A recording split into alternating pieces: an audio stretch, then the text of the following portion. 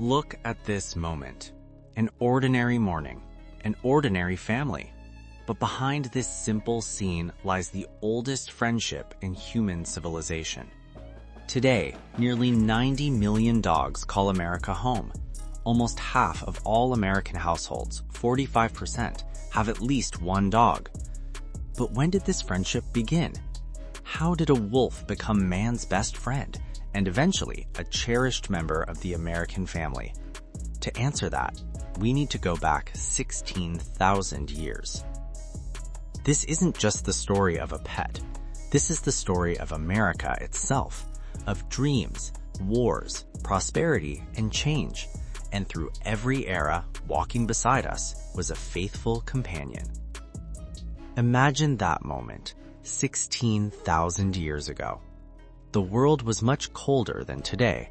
Ocean water had frozen into vast ice sheets, creating a land bridge between Siberia and Alaska, what we call the Bering Land Bridge. Across this perilous path, the first humans set foot on this new continent. And with them came their most trusted companions, dogs. These were domesticated descendants of East Asian wolves. Through thousands of years of living alongside humans, they had become our friends. In Danger Cave, Utah, archaeologists discovered the oldest evidence of dogs in America, a nearly 10,000-year-old dog skeleton found beneath the left hand of a deceased human wrapped in woven fabric. This burial tells a story. This wasn't just a working animal. This was family. Even in death, this human wanted their companion by their side. For Native Americans, dogs were essential to daily life. Before horses arrived, dogs were the only pack animals. They pulled travois, a kind of sled, carrying everything a family owned as they moved across the land. The Plains Indians, the Blackfoot, Crow, Comanche, Arapaho, Apache, were known as dog breeders. They had nearly 300,000 dogs. They selectively bred dogs from different regions, creating remarkable animals that could hunt, guard, pull loads, and provide warmth on cold nights. Scientists believe there were 3 sizes of indigenous North American dogs: large, medium, and small. The largest were about the size of coyotes, while the smallest resembled today's Chihuahuas. The Salish people of the Pacific Northwest had a unique breed, the wool dog. These small, white, fluffy dogs were bred specifically for their fur. Every year, the Salish would shear the dogs, spin the fur into yarn, and weave it into blankets. These blankets were highly prized and became a major trade commodity. Tragically, by 1858, the wool dog had completely disappeared. When European colonizers introduced sheep's wool, this unique breed was lost forever. From the late 17th century onward, a tragic chapter began. European explorers and colonizers started arriving in America. They brought with them Spanish Mastiffs, Bloodhounds, Greyhounds, and other European breeds. A 2018 scientific study revealed a heartbreaking truth. DNA analysis of ancient American dogs showed they had a unique genetic signature found nowhere else in the world. They were descendants of Siberian wolves, a completely separate lineage. But today, no dog carries this genetic signature. None. This means that ancient American dogs went completely extinct. Their genes don't live on in any modern dog. How did this happen? The Europeans brought 3 devastating forces. First, disease, rabies and canine distemper against which native dogs had no immunity. Second, violence. Many colonizers viewed native dogs as wild and vermin, killing them on sight. And third, genetic replacement.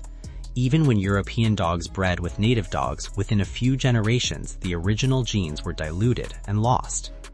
Only a few Arctic breeds, the Alaskan Malamute, Siberian Husky, and Greenland dog, still carry fragments of that ancient Siberian genetic heritage. But the true ancient American dog? Lost forever. This was one of history's great tragedies. Just as Native American peoples suffered, so too did their faithful companions disappear. In the late 18th century, America's first president, George Washington, began a new chapter, American dog breeding. Washington was a passionate hunter and dog lover. At his Mount Vernon estate, he maintained an extensive kennel. His dogs had wonderfully creative names: Sweet Lips, True Love, Venus, Music, Drunkard, Tyler, and Taster, among many others. Washington had a dream. He wanted to create a superior dog, better than the English Foxhound. The British breed was good, but he wanted faster, smarter, stronger. After the French Revolution, the Marquis de Lafayette, Washington's close friend, sent him 7 French hounds as a gift. Washington bred these French hounds with his English foxhounds. And thus was born the American Foxhound, the first truly American dog breed. Taller, lighter, faster, and perfectly suited for hunting across America's open terrain. The 19th century was a transformative era. In Britain, Queen Victoria ascended to the throne, and she was a devoted dog lover. She had dozens of dogs, collies, dachshunds, Pomeranians, and many other breeds. But most importantly, she viewed her dogs as family members. In the royal palace, dogs roamed freely. The Queen had special meals prepared for them. She commissioned portraits of her favorite dogs. The Queen's influence crossed the Atlantic to America. Wealthy Americans began keeping purebred dogs. It became a status symbol. In 1873, Britain established the Kennel Club. In 1884, America followed with the American Kennel Club, the AKC. Dog shows began, where the most beautiful and well-bred dogs were awarded prizes. At the same time, another important change was occurring. In 1866, Henry Bergh founded the American Society for the Prevention of Cruelty to Animals, the ASPCA, in New York. For the first time in America, animal rights and welfare were legally recognized. Dogs weren't just property or workers, they were beings deserving of love and respect. September 1918. World War I was almost over. Corporal Lee Duncan, an American soldier, discovered 5 German Shepherd puppies in a destroyed kennel in France. He brought 2 puppies, a male and a female, back to America. He named the male Rin Tin Tin, after a French puppet. Duncan noticed the dog's extraordinary intelligence and trainability. In 1922, Rin Tin Tin starred in his first film, and then his stardom skyrocketed. Throughout the 1920s, Rin Tin Tin was Warner Brothers Studios' biggest star, more popular than even human actors. He starred in 27 films. Every one was a hit. It's said that Rin Tin Tin's success saved Warner Brothers from bankruptcy. The German Shepherd breed became America's most popular dog.